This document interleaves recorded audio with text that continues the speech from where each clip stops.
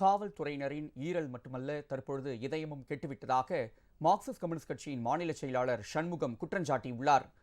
சிவகங்கை மாவட்டம் திருபுவனம் அருகே மடப்புரம் கோவில் காவலாளி அஜித்குமார் போலீஸ் விசாரணையில் அடித்துக் கொல்லப்பட்டதை கண்டித்து மார்க்சிஸ்ட் கம்யூனிஸ்ட் கட்சி சார்பில் கண்டன ஆர்ப்பாட்டம் நடைபெற்றது. இதில் கலந்து கொண்டு பேசிய சண்முகம், மாவட்ட காவல் கண்காணிப்பாளர் மாதம் ஒருமுறை குறைதீர் கூட்டங்களை நடத்தி மக்களின் குறைகளை கேட்க வேண்டும் என்றார்.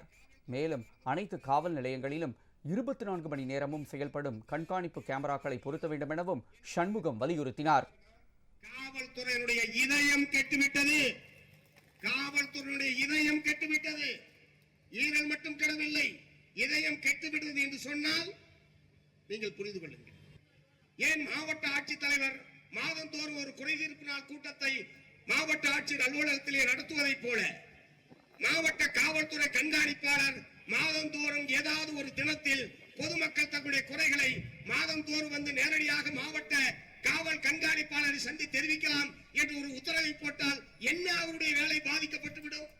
இந்த சிசிடிவி கேமரா அனைத்து காவல் நிலையங்களிலும் பொருத்தப்பட வேண்டும். நீங்களும் செய்தி வாசிப்பாளராக விருப்பமா? நேரடி பயிற்சி அளிக்கிறது ராஜ் டிவி. பயிற்சி காலம் 8 மாதங்கள்.